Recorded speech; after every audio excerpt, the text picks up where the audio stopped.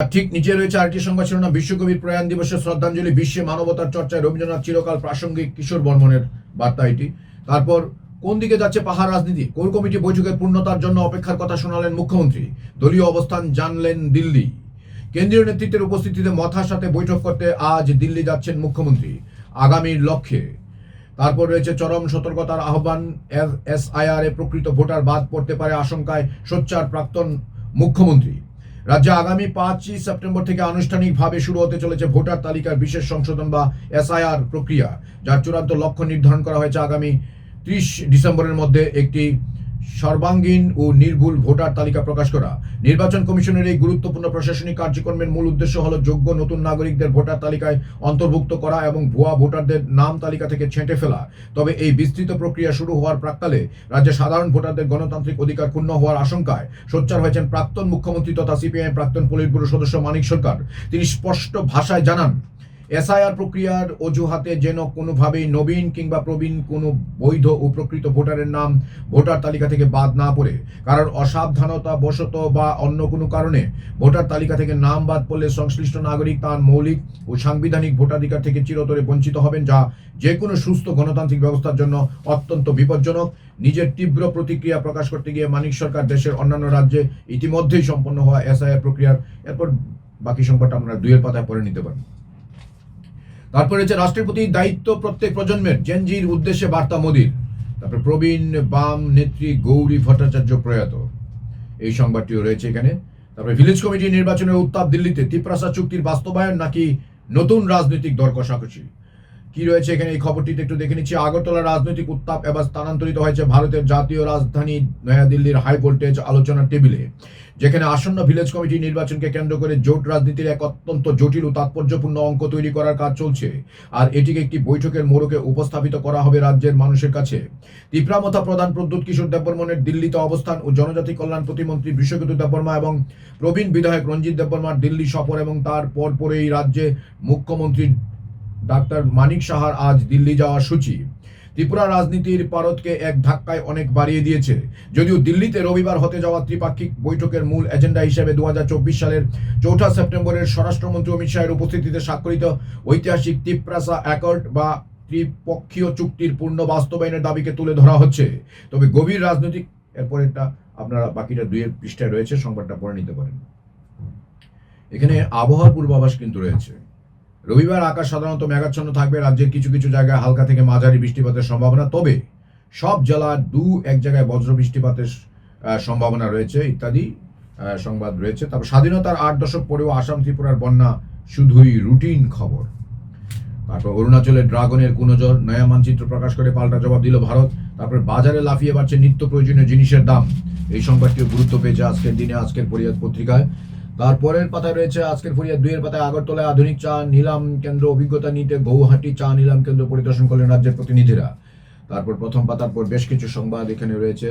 তারপর 3 পাতায় রয়েছে স্বাধীনতা দিবসকে সামনে রেখে খোয়াইয়ে হর ঘর তিরঙ্গা প্রস্তুতি। তারপর ধর্মনগরে নির্মীয়মান মৎস্যবাজার পরিদর্শনের বিধায়ক। তারপর জিবিপিতে কার্ডিওলজি বিভাগে আরও এক হৃদরোগীর সফল ইন্টারভেনশন। তারপরে জলে ডুবে শিশুর মৃত্যুর ঘটনায় এলাকা জুড়ে শোক। খোয়াইয়ের বিশেষ টিকাকরণ শিবির শুরু হচ্ছে কাল। তারপরে ব্রাহ্মণদের বিষয়ে কুরুচিপূর্ণ মন্তব্যের প্রতিবাদে সনাতন ধর্মের বিক্ষোভ মিছিল। আরো সংবাদ শিরোনাম রয়েছে 16 রাজ্যে সিপিএ বৈঠক, ওম বিরলাকে আমন্ত্রণ অধ্যক্ষের।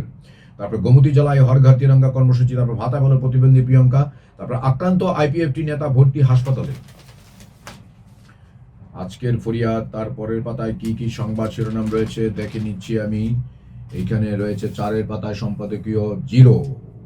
তারপর রয়েছে হেসেল জলখাবার, রূপাদেবের লেখা। তারপর অবচেতন থেকে অনন্ত, রবীন্দ্র সাহিত্যে মৃত্যু রূপান্তর ও অস্তিত্বের দর্শন, চিন্ময় ভট্টাচার্যের লেখা। তারপর আকাশ ভরা সূর্য তারা, শঙ্কর সাহার একটি লেখা রয়েছে এখানে, আপনারা পড়ে নিতে পারেন।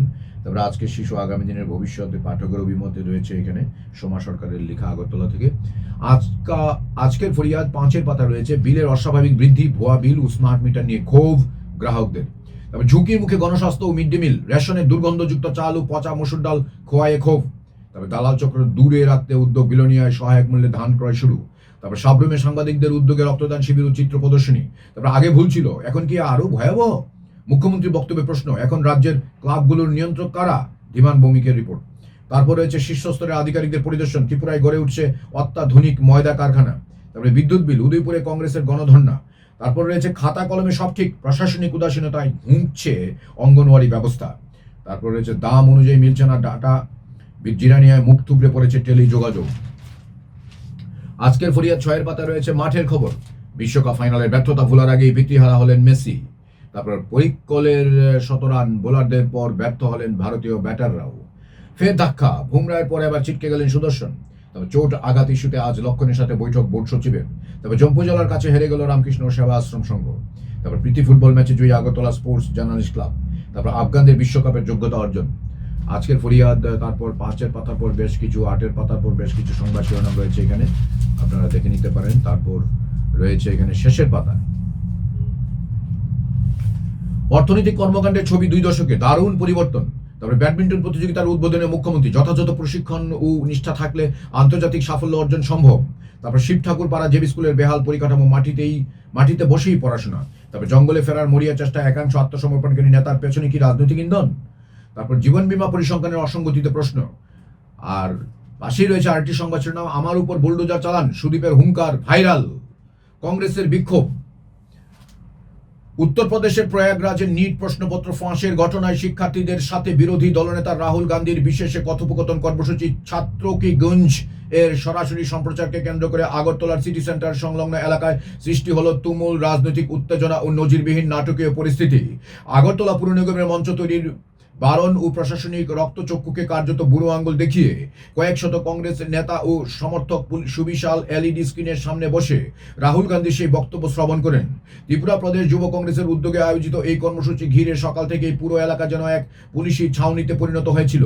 কিন্তু সমস্ত বাধা অতিক্রম করে কংগ্রেস বিধায়ক সুদীপ রায় বর্মনের এক আপসহীন গর্জন গোটা রাজ্য রাজনীতিতে তীব্র আলোড়ন সৃষ্টি করেছে। ঘটনার সূত্রপাত দুপুর আনুমানিক 1টা নাগাদ, যখন পুরো সিটি সেন্টার চত্বর ভারী পুলিশ বাহিনী ও নিরাপত্তার কর্মীদের উপস্থিতিতে থমথমে হয়ে ওঠে। বিশাল পুলিশ বাহিনী আচমকা অনুষ্ঠান স্থলে গিয়ে উপস্থিত হয় এবং আয়োজকদের কাছে আগরতলা পুর নিগমের লিখিত অনুমতির কাগজ দেখতে চায়। হঠাৎ এরপর 7 পৃষ্ঠায় রয়েছে, বাকি সংবাদটি আপনারা পড়ে নিতে পারেন। তারপর আচমকা বিশালগড় পরিদর্শনে আইজি মঞ্চাক ইয়াপ্পার। তারপর রাজ্যে আরো 6টি একলব্য স্কুল, খুশি বিকাশ। এই সংবাদটির সাথে সাথেই আজকের ফরিয়াদ পত্রিকা পাঠ আমি এখানে সমাপ্ত করলাম। আমাদের সঙ্গে দীর্ঘক্ষণ থাকার জন্য আপনাদের সবাইকে অসংখ্য ধন্যবাদ। আজ রবিবার, দিনটি আপনাদের সবার খুব ভালো কাটুক, এই শুভেচ্ছা রইল। সবাইকে নমস্কার। যতন হামবাই খুলুম খা।